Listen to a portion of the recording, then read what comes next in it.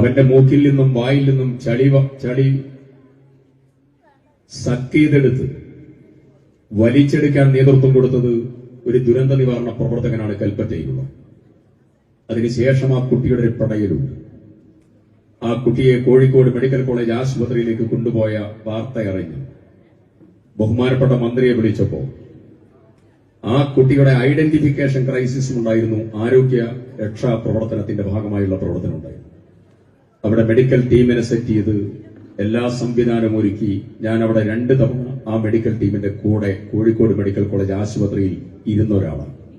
വിവരങ്ങൾ മന്ത്രിയോട് തിരക്കുകയും മന്ത്രി ആവശ്യമുള്ള ക്രമീകരണങ്ങൾക്കൊക്കെ നേതൃത്വം കൊടുത്തു.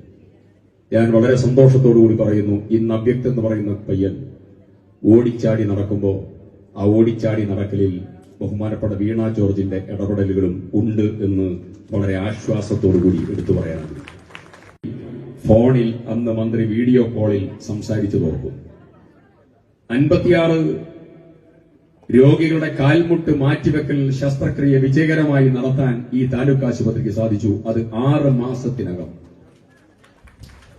മാസക്ടോമി ഉൾപ്പെടെ, മാറിടം മുറിച്ചു മാറ്റൽ ഉൾപ്പെടെ, സ്ലീപ്പ് ലാബ് ഉൾപ്പെടെ, echo, ultrasound, 24 hours lab, pharmacy ഉൾപ്പെടെ.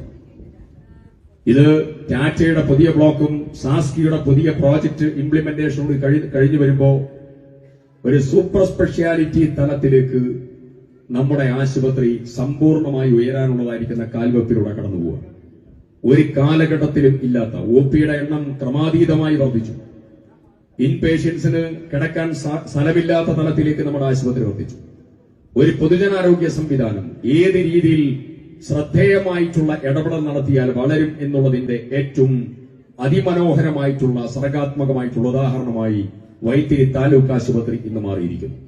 ഏറെ സന്തോഷത്തോടെ അഭിമാനത്തോടെ ഈ ഉദ്ഘാടന പരിപാടിയിലേക്ക് കടന്നുവന്ന നമ്മുടെ ഈ നിയോജക മണ്ഡലത്തിലെ ഏത് പ്രശ്നം പറയുമ്പോഴും അതിനൊക്കെ കരുതലോടുകൂടി ഇടപെടുന്ന ബഹുമാനീയയും ആദരണീയയുമായ പ്രിയപ്പെട്ട മന്ത്രി വീണ ജോർജ് അവർകളെ ഏറെ ആദരപൂർവ്വം ബഹുമാനപൂർവ്വം ഈ വിവിധ പദ്ധതികളുടെ സ്ത്രീകളുടെയും കുട്ടികളുടെയും പുതിയ